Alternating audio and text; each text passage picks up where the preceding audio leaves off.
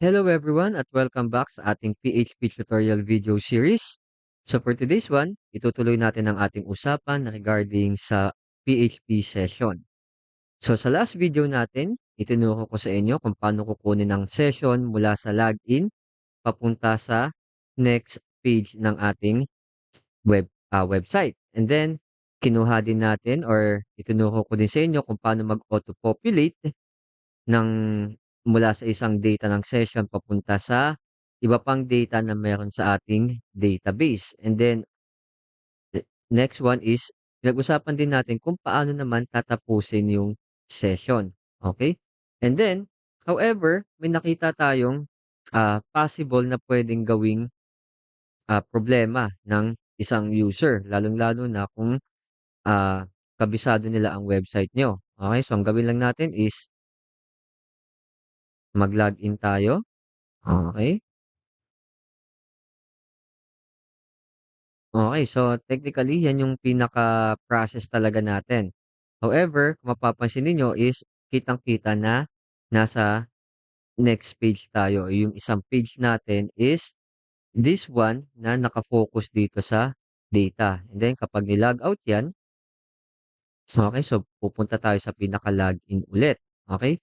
Now, what if ang gawin ng isang user is i-type ulit yung page na kung saan nakasave yung data mo and then makikita niya yung ilan sa mga possible, say for example, mga variables na ginamit ninyo for this one.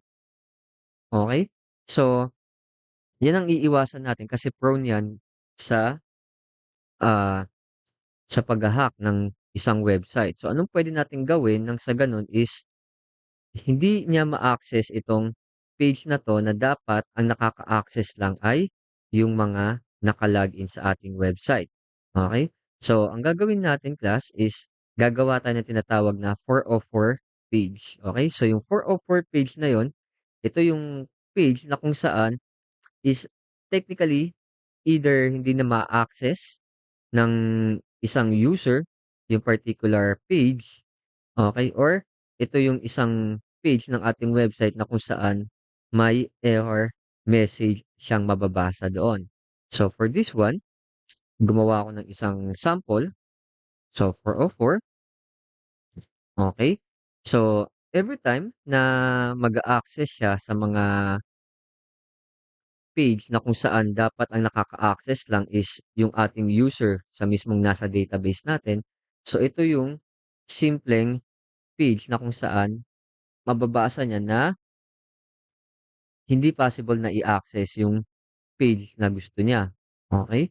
So, although madami tayong pwedeng design or pwedeng gawin para mas mapaganda pa yung 404 page natin, but for the purpose of this video, so sisimplihan lang natin. So, isang simpleng sorry, and then the page you are looking for cannot be accessed.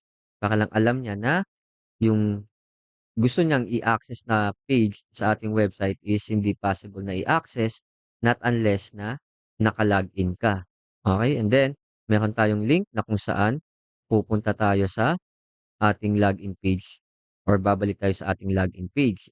So, kung titignan natin yung ating PHP file for the 404, simpleng HTML na lang to. Okay? So, wala tayong kahit anong code ng PHP. So, simpleng HTML na may konting bootstrap.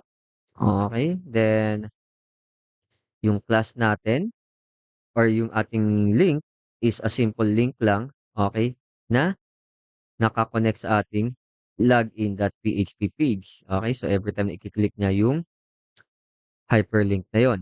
Okay, so save lang natin. Ngayon, paano natin i-display itong 404 page sa ating web page?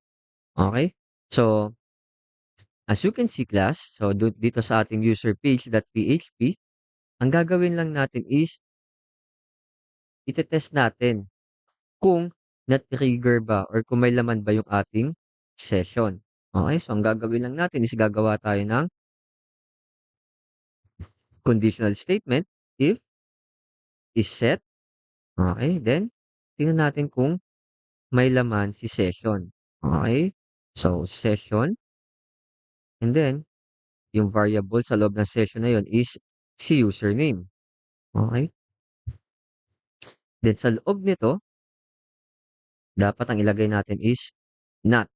Okay? So, itong not, ibig sabihin, kung hindi niya madedetect na may laman yung session username dito sa page na 'to, particularly sa user page, ibig sabihin dapat hindi siya makaka-access. Ang gagawin lang natin is ire-redirect lang natin siya. So, using the header function, so ire-redirect natin siya, location sa ating login.php page. Okay? Then, gano'n lang kasimple. Okay, then if ma-detect naman niya na may, na may laman yung ating sessions, automatically continuous lang yung kanyang flow dito pababa. Okay, so gano'n lang kasimple. Then save natin. Let us try. So again, mag-login muna tayo. Then, kung tama ang kanyang credentials, so technically, ma-access natin yung page na 'to. Okay? But once na mag-log out tayo at gusto natin i-access, so since nawala na nga yung session natin, and then gusto natin i-access yung user page na yun, okay, so automatically, bumalik lang siya sa login. So in short, okay, so user page. Okay, so dapat ito pala ay, sorry, 404 page. Okay, not the login page. Okay, so kapag di niya ma-detect yung session username is dapat ipapakita natin yung 404 page. So ulitin natin. So again, user underscore page. And then, that's it. So pag ni-return natin sa login page, so babalik lang siya sa login page. So every time class na may page kayo, lalong-lalo na kung exclusive lang yung access na 'to para sa mga naka-login or even halimbawa sa mga admin pages, okay? So at least you have an additional security na kapag ina-access nila yung particular page na yon at hindi niya ma-determine na kung may session or even kung gagamit kayo ng get method is at least you have the 404 page na kung saan doon naka-display yung message na either hindi pwedeng i-access ng mga unauthorized user or message if in case na may problem ang website ninyo. And hopefully may natutunan kayo for this video. Itutuloy natin to with another topic.